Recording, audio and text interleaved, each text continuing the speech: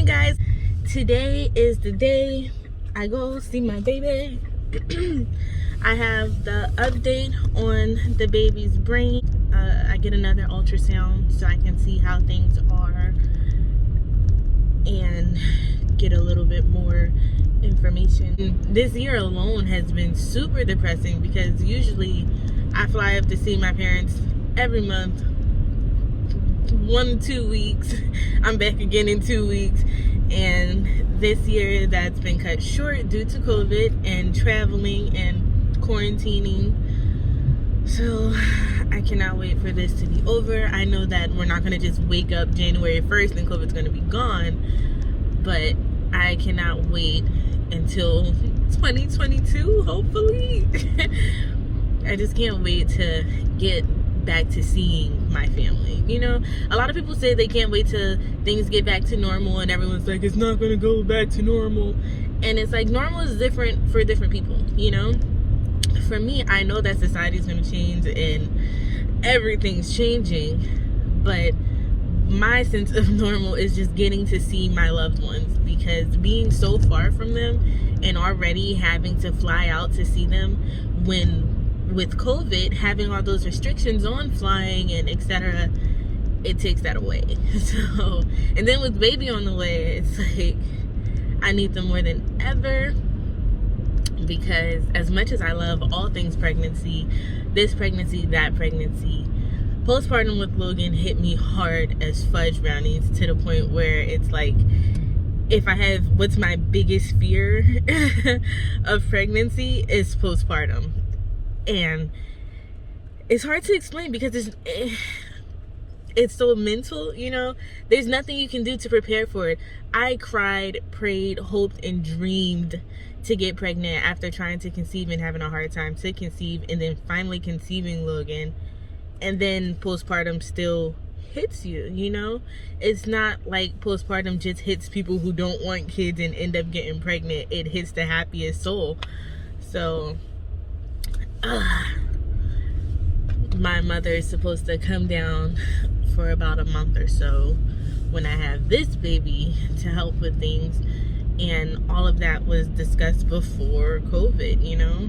So now that that's happened, it's like, I hope she can still come, and I don't want to be selfish and be like, you have to still come, you said you would, you know. So woosah.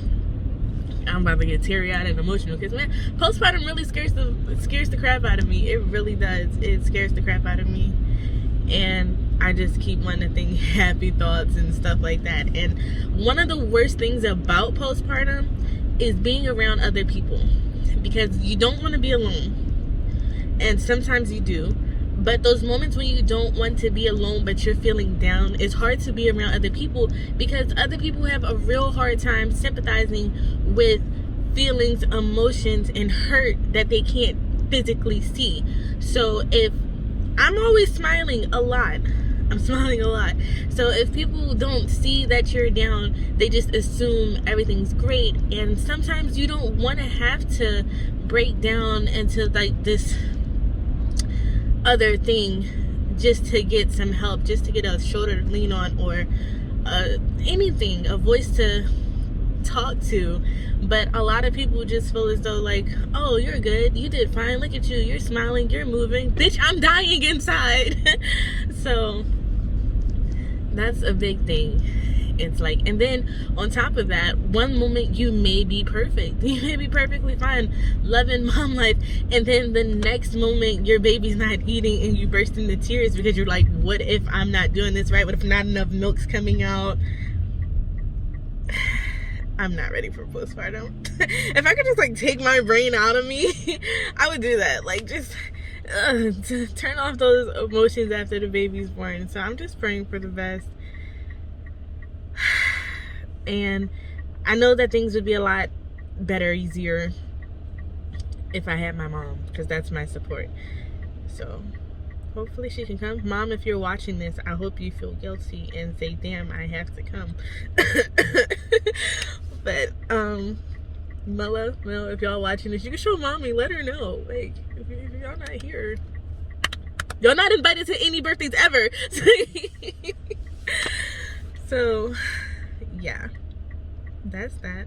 I'm gonna head to this appointment and, you know, hopefully update you guys. This turned into like more than what I thought it would, but that's okay because I wouldn't have much footage at the doctor's. They don't really let you record. They be being real stingy. I'm gonna ask. I'm gonna try to cry, but they're like, no. I'm like, but I vlog. God damn, the sun is bright. Bright as bitches. Beach so bright. Bright as bitches. Sorry. And we're here all alone. It's like the first time I've come here by myself. And that's another shitty thing about COVID. There's no guest allowed. So every doctor's appointment, I had to be by myself. Including finding out about the baby.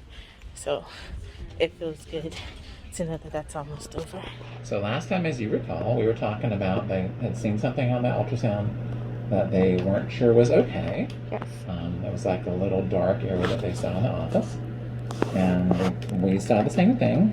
We understood what they were looking at, and what that's called is a cavum verity. It's like a little enlargement in the baby's circulation system that helps to make spinal fluid move around the brain. So it's this area right here in the center. This area right there. And it's called a cavum verity. And it's not actually considered a birth defect.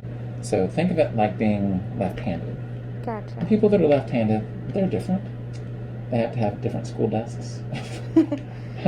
It's not considered a birth defect because their part of their brain that helps them write and think is sort of different than everybody else's.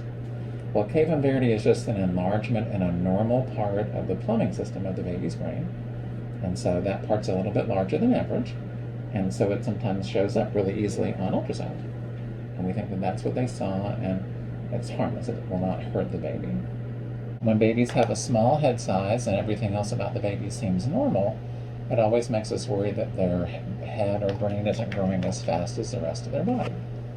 And that's called microcephaly. But your baby seems very normal. And so my guess is this is just a family genetic thing. Baby's head size, though, is less than the 10th percentile, so it's smaller than usual. So I think we'll have them keep an eye on that in the office. And if we can ever get Dad to tell us what his hat size is, so we can kind of follow him. And those are her hands? That's her little mouth open right there. Oh. Let's see if we can. There's her face.